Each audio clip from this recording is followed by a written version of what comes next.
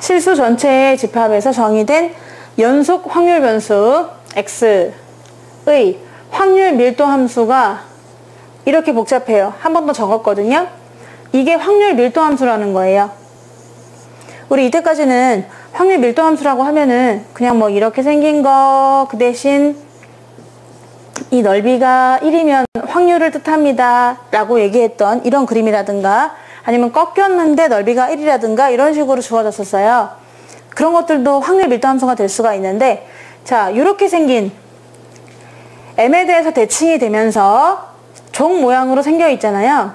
그죠? 근데 이 함수식은요, 이렇게 된대요. 마치 2차 함수처럼 생겼는데 2차 함수는 꺾이는 부분이 없잖아요. 계속 밑으로 내려가는데 얘는 어느 부분에서 다시 꺾여요.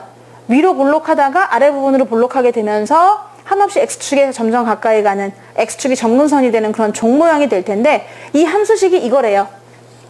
복잡하죠? 이 함수식을 외울 필요는 없어요. 그냥 아, 복잡하구나, 이런 종 모양으로 생긴 애들은 이렇게 생겼구나 라고 보면 되고,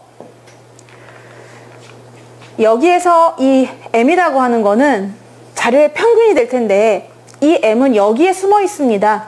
위치는 한 번쯤은 볼만해요. 그리고 또 여기에 시그마 표준 편차가 있는데 이렇게 참여하게 돼요. 우리가 어떤 자료에서 평균도 구할 수 있고 표준 편차도 구할 수 있잖아요. 그럼 그 평균과 표준 편차를 여기다가 쏙쏙쏙 넣어주면은 함수식이 만들어지게 된다. 이 함수는 나머지는 다 고정값이고 m하고 시그마에 따라서 변하고, 이게 그림이 왔다 갔다 하면서 위아래로 볼록볼록한 그림이 그려진다라고 생각하면 되는 거죠. 파이는 너네가 알고 있듯 3.14 원조율이고요. 여기 있는 2는 파이처럼 무리수예요. 네, 무리수인데 아직 우리가 미적분을 안 배워서 모르지만 무리수인데 대략 크기는 2.7182 정도 되는 2.718 정도 되는 그런 어떤 무리수가 되겠습니다. 나머지는 다 숫자고 정해져 있어요. 그런데 거기에서 이제 x에 따라 달라질 것이고 주어지는 값은 표준 편차랑 평균에 따라서 달라지는 그림입니다. 자, 이렇게 생긴 확률 밀도 함수를 갖고 있잖아. 그쵸? 그러면 우리 그 확률 변수 x는 정규분포를 따른다. 종 모양으로 생겼으니까 종 모양으로 생긴 대칭적인 어떤 그림이 그려졌을 때 정규분포를 따른다 라고 적어줘요. 이게 노말이에요. 노말, 정규분포 따르는 것이고, 우리 만약에 어떤 확률 변수 x가 이항분포로 표현할 수 있는 거잖아요. 몇 회 실시했고 사건 A가 일어날 확률이 P다라고 했을 때는 B라고 쓰고 바이너리 쓰고 몇 회 실시했다, 그리고 그 일어날 확률이 P다 이렇게 썼던 것처럼 우리 x가, 확률 변수 x가 이번엔 정규분포를 따른다고 얘기를 해요. 언제? 이런 함수식과 이런 그림을 만족할 때, 그럴 때 우리 확률 변수 x는 참 대칭구조를 갖고 있구나, 정규분포를 따르는구나 라고 얘기를 하는데, 아까 여기는 이항분포라고 있잖아요. 근데 뭘 적어주기로 약속했냐면은 그 던진 횟수, 시행 횟수를 적어주고 그때 걔네들이 저마다 나올 확률을 적어주기로 했는데, 얘네들은요 평균을 적고 분산을 적기로 했어요. 그 자료에 이 확률 변수 x에 평균을 적어주시고요, 앞에다가요 뒤에는 분산을 적어줍니다. 그럼 얘네가 분산이라 하면 얘는 표준 편차라는 거죠. 표준 편차의 제곱으로 표시를 해주기로 약속하였습니다. 그래서 아하, 이 표준 편차 제곱을 뒤에다 모시는구나 라고 생각해서 정규분포를 표현할 수 있는 거지. 다시 어떤 자료가 있는데 그 자료는 평균과 표준 편차만 알면은 이런 종 모양으로 대칭구조를 가지고 있을 때 이렇게 쓸 수 있다는 거예요.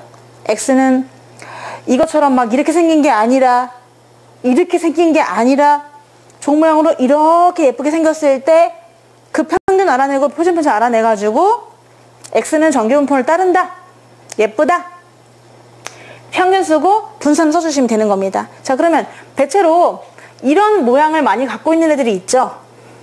우리가 주로 뭐 수학 성적도 중간대가 엄청 많잖아요. 못하는 애 조금 있고 잘하는 애 조금 있습니다. 대부분 60, 70, 80대 점이에요. 그리고 키도 많이 작은 친구랑 큰 친구는 그렇게 많지는 않죠. 보통만 많고, 뭐 몸무게라든가 아주 많이 날씬한 아니면 아주 통통한 이런 사람들은 좀 적고 보통 사이즈가 많을 거예요. 등등등 이렇게 정규분포를 이루고 있는 것들이 엄청 많습니다. 그래서 그럴 땐 이렇게 표현을 한다라고 하는데, 그래서 우리 수학 점수가 예를 들어 이렇게 정규분포를 이루고 있다라고 하면은 있죠.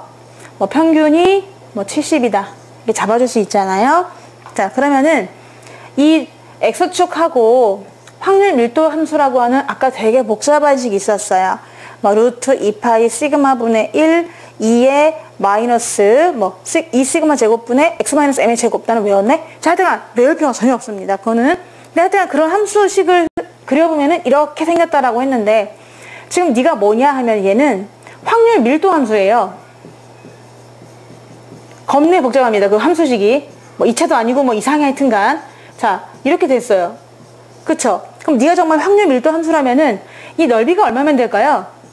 X축과 함수가 둘러싸여 있는 부분의 넓이는 당연히 1이 되는 것이고요. 내가 갑자기 궁금해졌어. 그러면 80점부터 해서 90점일 확률은 뭐야? 라고 구하라고 하잖아? 그럼 니네가 여기서 80부터 90까지를 끊어주세요. 그래서 이렇게 끊잖아? 이렇게 끊었을 때 생기는 요 넓이 있죠? 요 넓이는 분명히 1보다 작을 겁니다.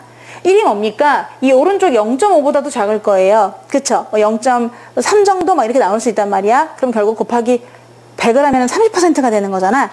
그러니까 이런 식으로 이 확률을 구할 수 있는 거죠.